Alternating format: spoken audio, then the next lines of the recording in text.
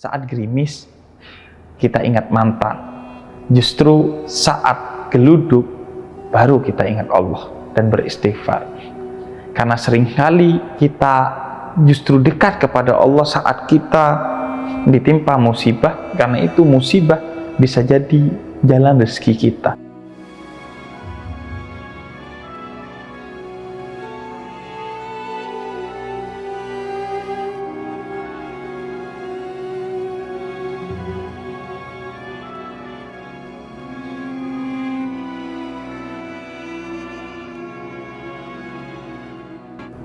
Ya Allah, rezekiku seret. Begitulah kita mencurahkan isi hati kita kadangkali ketika kita merasakan bahwa usaha yang telah kita lakukan itu tidak berbanding lurus dengan hasil yang kita dapatkan, sehingga kita merasa rezeki kita seret. Namun kita perlu tahu bahwa rezeki itu memang bisa berupa materi, yaitu harta yang kita dapatkan.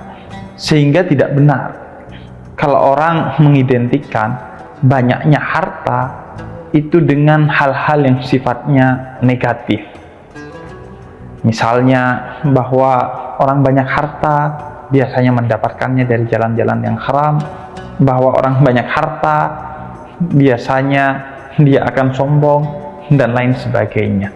Karena kita mendapati bahwa ada banyak orang-orang yang mulia namun ia juga kaya. Misalnya Nabi Sulaiman adalah manusia terkaya di muka bumi ini. Yang lain pula sahabat Abdurrahman bin Auf, beliau kaya. Dan juga dari kalangan wanita mulia Sayyidah Khadijah yang juga kaya. Justru dari harta mereka menjadi mulia salah satunya, karena harta yang mereka dapatkan dari sumber yang halal ditujukan untuk tujuan yang halal juga, dan dikelola dengan cara-cara yang halal juga. Rezeki namun tidak selalu dalam bentuk materi atau harta. Rezeki bisa jadi berbentuk sesuatu yang sifatnya imateri. Contohnya, kata Nabi, rezeki teragung itu justru yang bersifat imateri, yaitu iman dan Islam. Itu adalah rezeki yang terbesar yang dimiliki oleh kita. Tidak semua orang mendapatkan iman dan Islam. Hanya orang-orang yang beruntung saja yang mendapatkan nikmat iman dan nikmat Islam. Kemudian rezeki yang juga lebih mulia dari harta, kata Nabi, adalah kesehatan.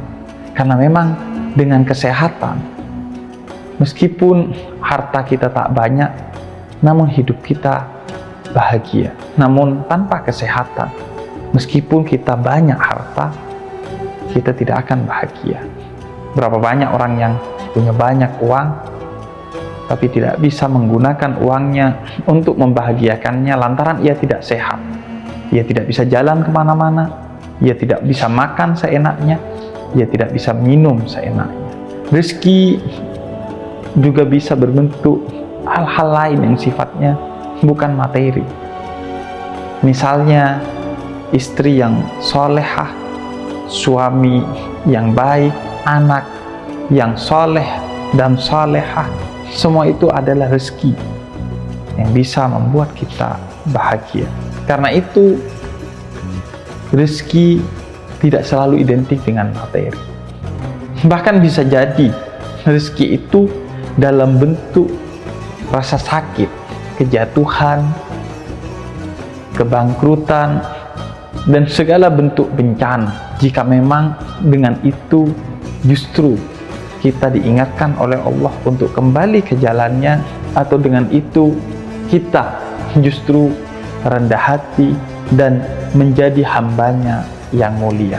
Karena itu para kekasih Allah, yakni para wali dan para sufi, justru khawatir kalau dalam hidupnya ia selalu diberi kenikmatan-kenikmatan yang sifatnya material dan duniawi, karena mereka khawatir Allah tidak sedang memperhatikan mereka sehingga dibiarkan mereka hanyut dalam kenikmatan itu. Karena seringkali kita lalai kepada Allah lantaran kita mendapatkan kenikmatan. Saat gerimis kita ingat mantan, justru saat geluduk baru kita ingat Allah dan beristighfar. Karena seringkali kita justru dekat kepada Allah saat kita ditimpa musibah, karena itu musibah bisa jadi jalan rezeki kita. Karenanya mereka, para kekasih Allah itu khawatir kalau tidak ditimpa musibah dalam keadaan yang panjang, dan mereka berdoa, ya Allah undur ila abdik, ya Allah lihatlah hambamu ini. Karena orang yang semakin dekat kepada Allah justru semakin diuji oleh Allah. Jangan kira kamu dibiarkan mengklaim beriman kepadaku sedangkan aku tidak mengujimu dengan ujian yang bertubi-tubi. Begitu kata Allah dalam Al-Quran. Karena itu musibah bisa jadi ia rezeki kita, jika itu adalah bentuk teguran dari Allah yang menyebabkan kita insaf, dan jika itu yang menyebabkan kita semakin dekat kepada Allah. Sebagaimana musibah yang menimpa semua nabi, di antara yang paling tersohor adalah Nabi Ayub dengan beragam musibahnya yang justru menyebabkan Nabi Ayub mendapatkan kemuliaan, karena musibah justru menjadi jalannya untuk selalu dekat kepada Allah. Karena itu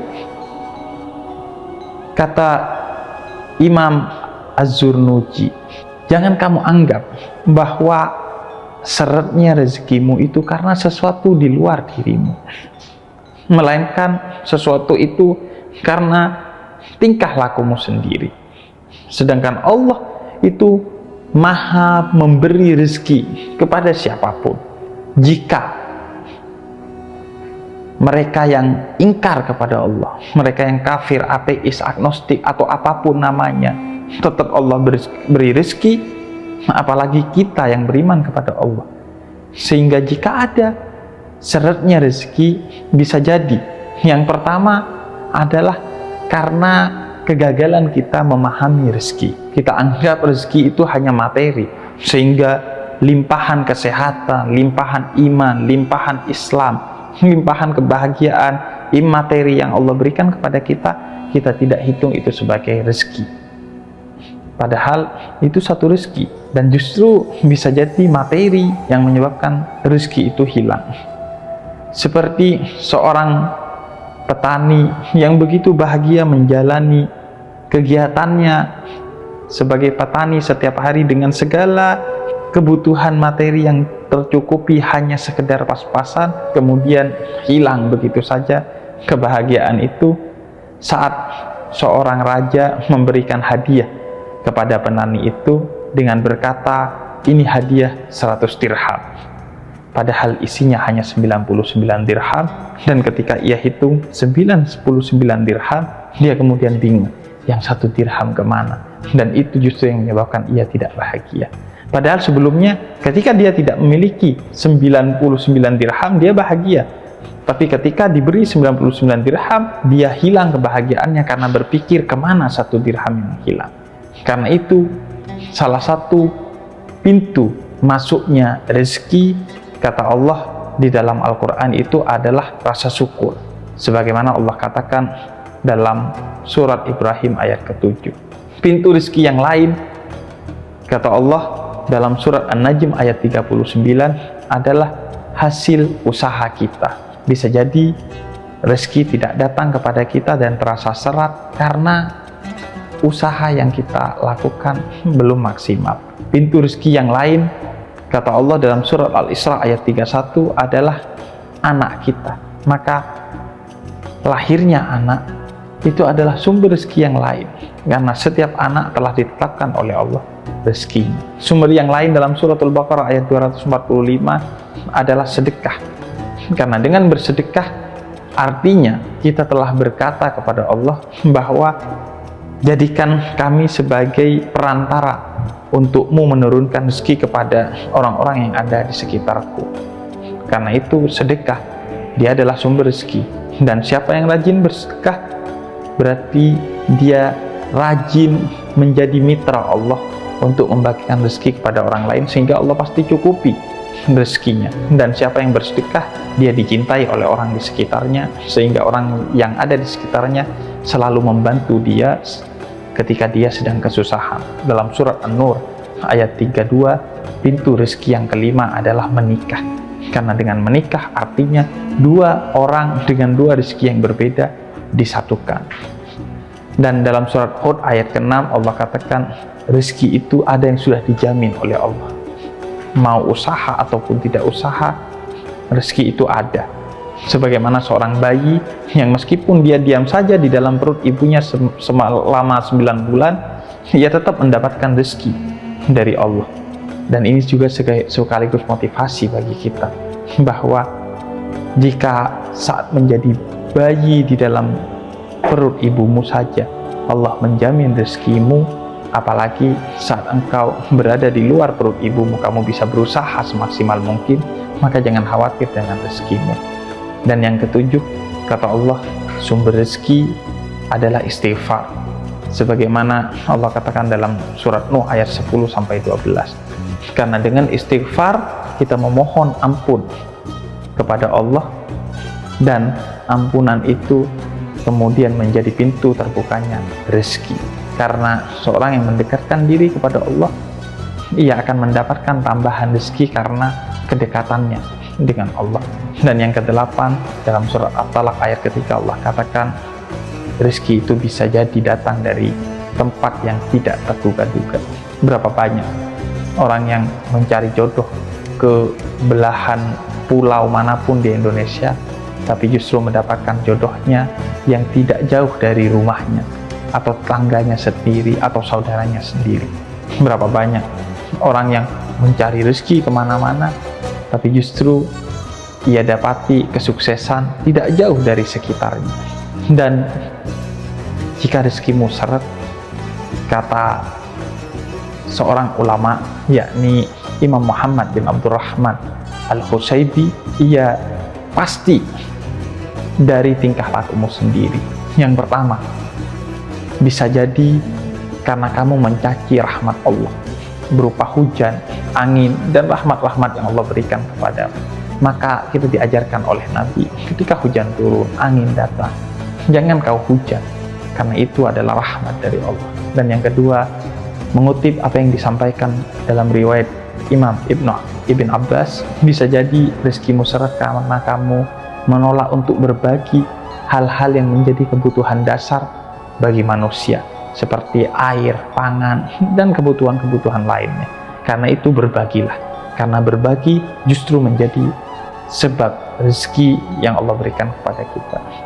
Dan yang ketiga, kata beliau, bisa jadi rezeki itu tidak sampai kepadamu dan seret karena kamu terlalu banyak tidur, terlalu banyak leha-leha dan minim usaha. Dan yang keempat, bisa jadi lantaran kamu zalim kepada orang lain, sehingga Allah murka kepadamu dan Allah boikot rezekimu. Dan yang kelima, bisa jadi karena zina dan maksiat yang kau lakukan. Kemudian selanjutnya, yang keenam, bisa jadi karena kamu curang dalam jual beli. Kamu mengira dengan curang dalam jual beli itu akan menambah pundi-pundi materimu, tapi kamu lupa bahwa itu akan mengurangi pundi-pundi rezekimu. Bisa jadi hartamu bertambah, tapi kebahagiaanmu jauh berkurang. Dan yang ketujuh, karena khianat kepada orang lain. Mungkin kamu berpikir dengan mengkhianati orang lain dalam satu proyek, sehingga kamu mendapatkan besar limpahan proyek itu membuatmu mendapatkan rezeki yang banyak. Padahal itu hanya mendapatkan harta yang banyak bisa jadi, tapi bukan rezeki yang banyak. Dan yang terakhir, kedelapan, rakus. Rakus dalam logika manusia mungkin itu akan membuat hartamu bertambah. Tapi dalam logika Allah dan Rasulnya, rakus justru membuat rezekimu hilang, meskipun hartamu banyak.